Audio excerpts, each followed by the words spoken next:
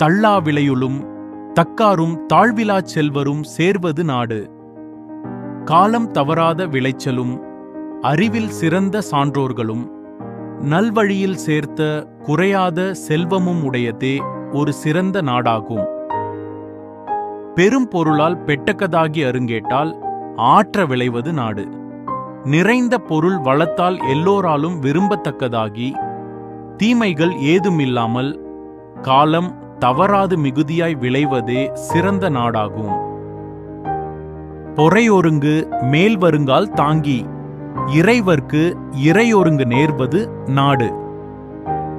நாட்டிற்குச் சுமைகள் பல ஒன்று கூடி வரும்போது அவற்றை தடுக்க தன் தலைமைக்கு தேவையான அனைத்திற்கும் உடன்பட்டு செயல்படுவது சிறந்தது. உருப்பசியும் ஓவா பிணியும் செருப்பகையும் சேராது இயல்வது நாடு. தீராத பசியும் ஓயாத நோயும் அழிவு செய்யும் பகையும் தன்னெல்லைக்குள் சேராமல் இருப்பதே ஒரு சிறந்த நாடாகும். பல்குழுவும் பாழ் செய்யும் உட்பகையும் வேந்தலைக்கும் கொல்குறும்பும் இல்லத நாடு.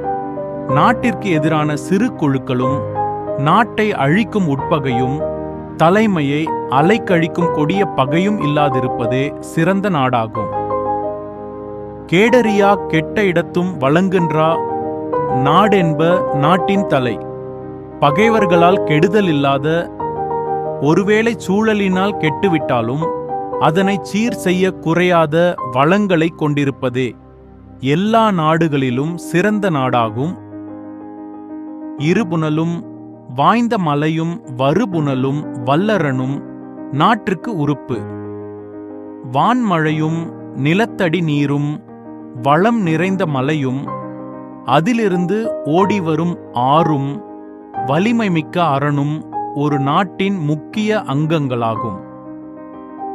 பிணியின்மை செல்வம் விளைவின்பம் ஏமம் அணி என்ப நாட்டிவைந்து.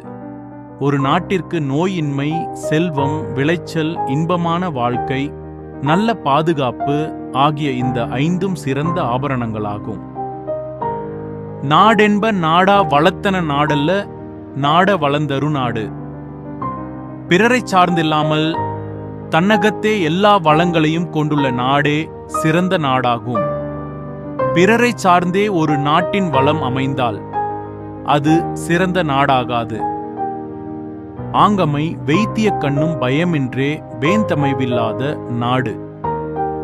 ஒரு நாட்டில் இயற்கை வளங்கள் நன்மக்கள் பசியின்மை நோயின்மை நல்ல விளைச்சல் செல்வம் மற்றும் பகையின்மை ஆகியவை இருந்தாலும் அவற்றை வழி நடத்த தகுதியான தலைமை இல்லையெனில் இவை அனைத்தும் பயனற்றவையே.